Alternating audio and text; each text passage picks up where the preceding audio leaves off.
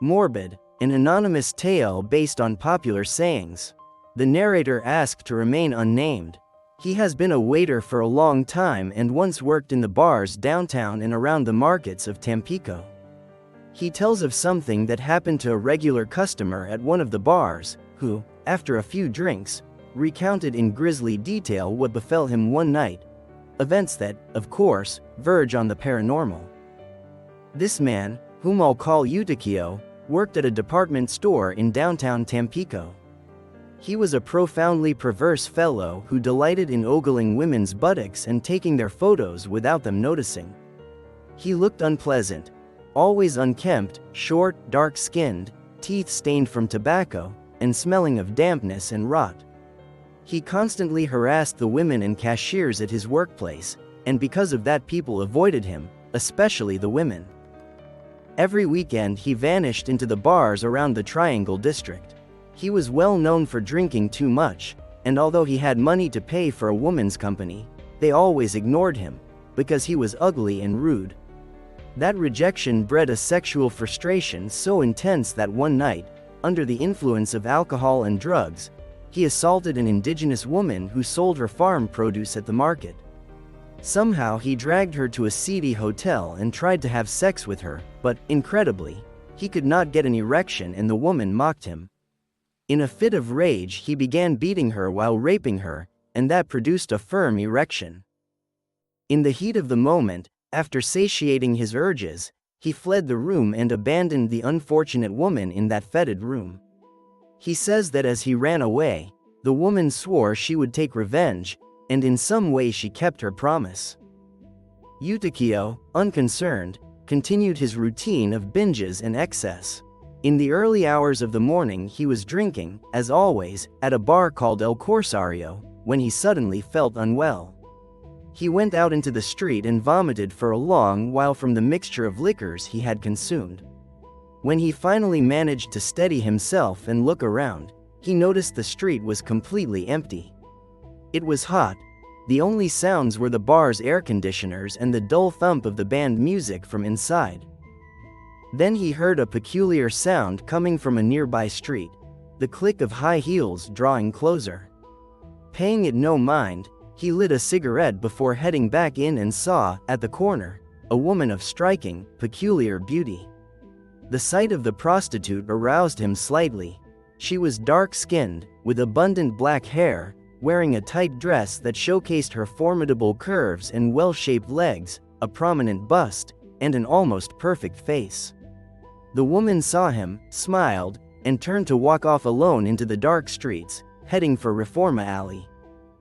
Without hesitation, Eutiquio began to follow her. He knew she was a prostitute, and in his twisted mind he thought she had signaled him to hire her.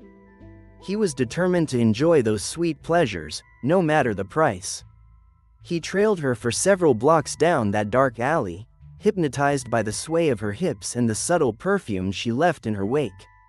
Eutiquio panted, imagining the feast he would have when he caught up and indulged in that sculpted body.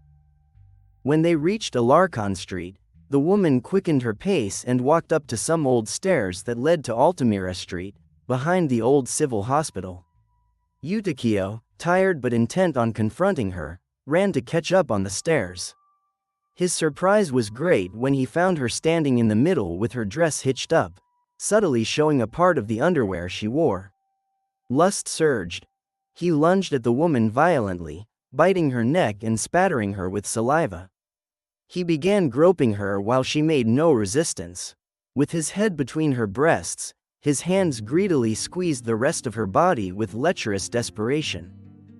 Completely ecstatic, Eutiquio didn't notice when the woman cornered him on those stairs. She began to pull his pants down. Darkness enveloped them, and then the woman started kissing him. But something very strange happened. He noticed the woman's perfume turn into a filthy stench, and the once supple skin he touched suddenly felt coarse and covered in bristly hair. Her tongue licked his neck as she touched him, but he felt rough, calloused hands on his manhood and a painful, crude squeezing. By instinct he pushed the woman away and tried to see her face. He only saw shadows. Without thinking, He lit his lighter to illuminate them, and when the flame flared, the horror revealed itself. Standing before him was no sensual woman. Instead, there was a horrible thing with a black, oily face, covered in foul hair, with bulging eyes lacking eyelids and a mouth full of sharp teeth, contrasted by a great tongue dripping phlegm that swung from side to side, and a large pair of horns sprouting from its head. The cracked black skin, matted with hair, made it even more sinister. Seeing that grotesque creature clutching his prominent member that hung between his legs, Eutiquio tried to run, but with his pants down he tripped and tumbled down the stairs, striking his head and losing consciousness. He says he woke up in a Red Cross bed, racked by pain when he tried to sit up. His body and face were lacerated with very deep scratches. Some had to be closed with stitches.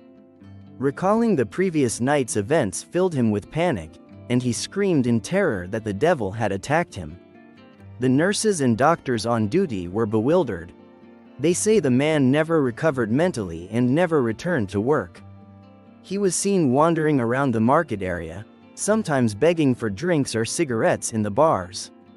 Later, he was no longer seen in the Triangle District streets, and some people said he had committed suicide. No one ever knew the truth of his fate with certainty, but the strange story remained.